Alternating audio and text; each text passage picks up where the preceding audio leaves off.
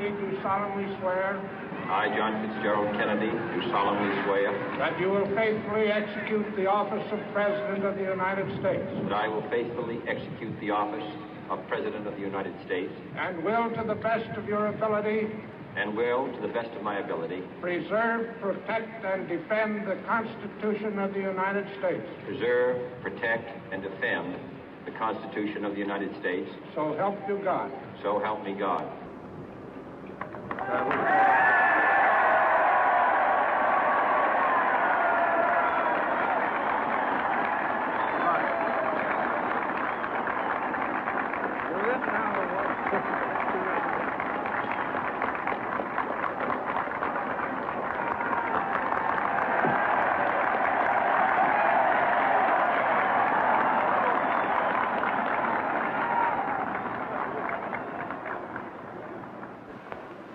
Vice President Johnson, Mr. Speaker, Mr. Chief Justice, President Eisenhower, Vice President Nixon, President Truman, Reverend clergy, fellow citizens. We observe today not a victory of party, but a celebration of freedom, symbolizing an end as well as a beginning, signifying renewal as well as change.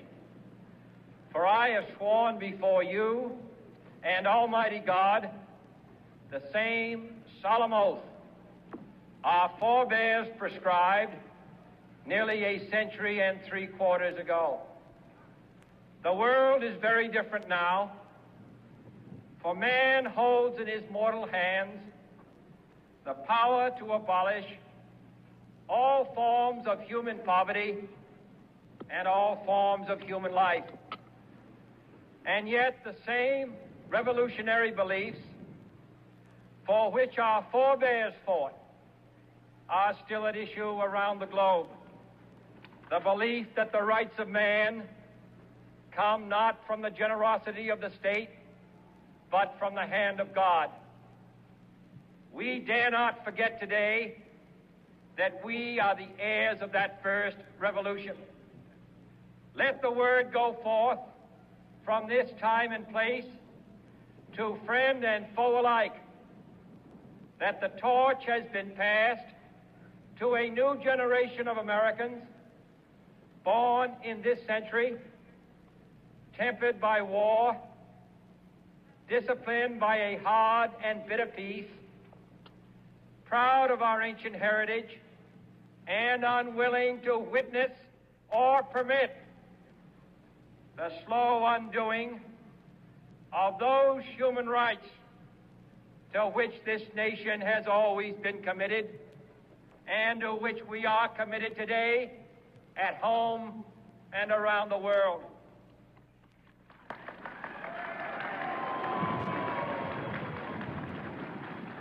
Let every nation know, whether it wishes us well or ill, that we shall pay any price, bear any burden, meet any hardship, support any friend, oppose any foe to assure the survival and the success of liberty.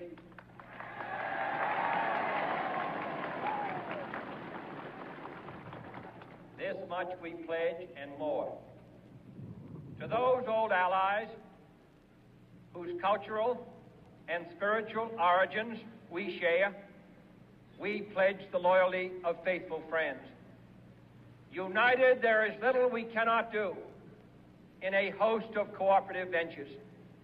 Divided, there is little we can do, for we dare not meet a powerful challenge at odds and split asunder.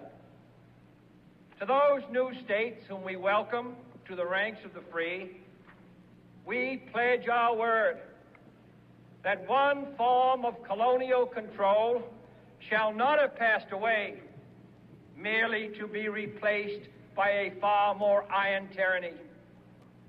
We shall not always expect to find them supporting our view, but we shall always hope to find them strongly supporting their own freedom, and to remember that in the past, those who foolishly sought power by riding the back of the tiger ended up inside.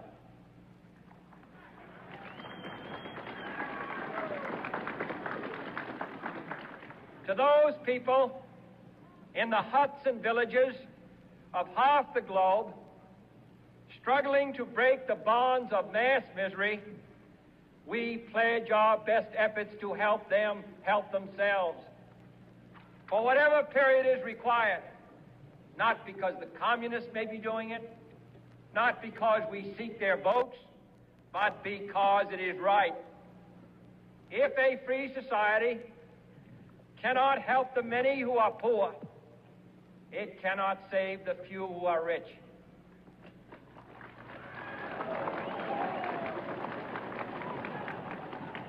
To our sister republics south of our border, we offer a special pledge to convert our good words into good deeds, in a new alliance for progress, to assist free men and free governments in casting off the chains of poverty. But this peaceful revolution of hope cannot become the prey of hostile powers. Let all our neighbors know that we shall join with them to oppose aggression or subversion anywhere in the Americas. And let every other power know that this hemisphere intends to remain the master of its own house.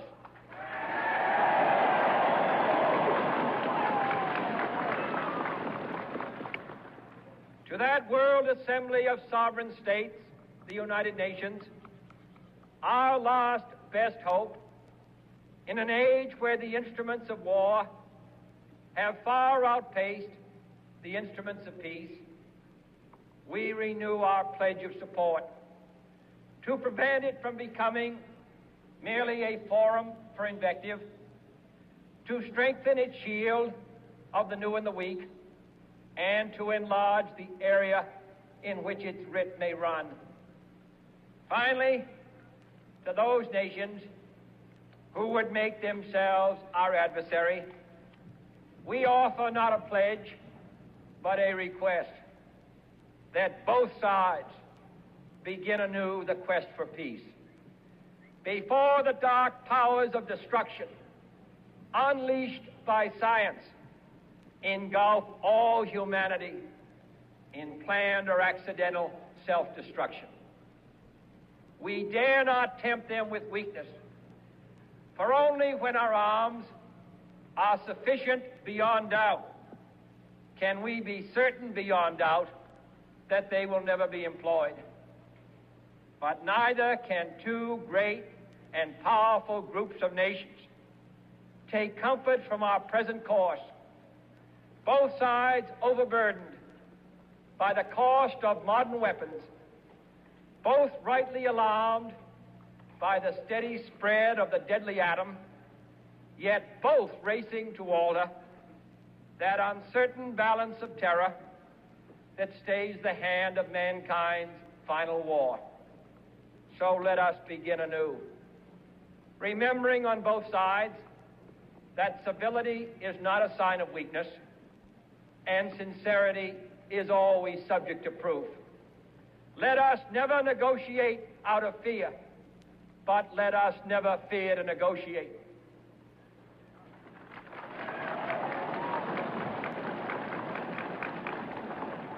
Let both sides explore what problems unite us, instead of belaboring those problems which divide us. Let both sides, for the first time, formulate serious and precise proposals for the inspection and control of arms, and bring the absolute power to destroy other nations under the absolute control of all nations.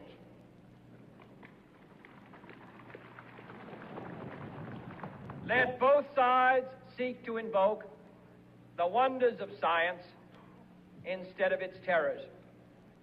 Together, let us explore the stars conquer the deserts, eradicate disease, tap the ocean depth, and encourage the arts and commerce. Let both sides unite to heed in all corners of the earth the command of Isaiah to undo the heavy burdens and let the oppressed go free. And if a beachhead of cooperation may push back the jungle of suspicion, let both sides join in creating a new endeavor, not a new balance of power, but a new world of law, where the strong are just and the weak secure and the peace preserved. All this will not be finished in the first 100 days, nor will it be finished in the first 1,000 days, nor in the life of this administration, nor even perhaps in our lifetime on this planet. But let us begin.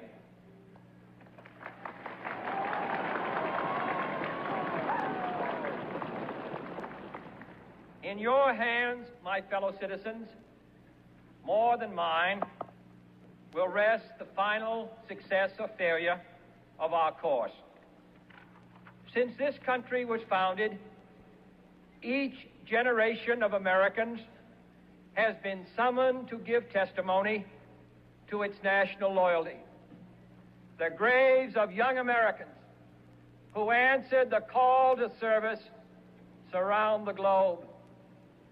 Now the trumpet summons us again, not as a call to bear arms, though arms we need, not as a call to battle, though in battle we are, but a call to bear the burden of a long twilight struggle, year in and year out, rejoicing in hope, patient in tribulation, a struggle against the common enemies of man, tyranny, poverty, disease, and war itself. Can we forge against these enemies a grand and global alliance, North and South, East and West, that can assure a more fruitful life for all mankind? Will you join in that historic effort?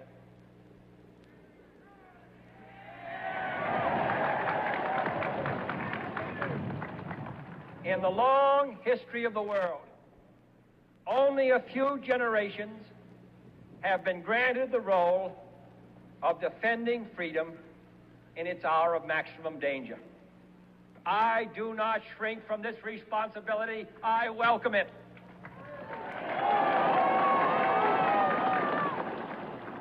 I do not believe that any of us would exchange places with any other people or any other generation.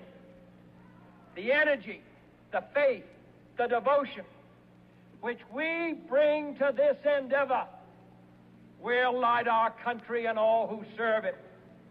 And the glow from that fire can truly light the world.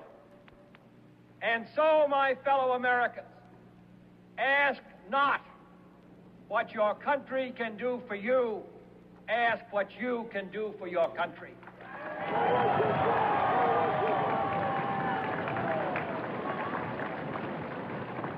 My fellow citizens of the world, ask not what America will do for you, but what together we can do for the freedom of man.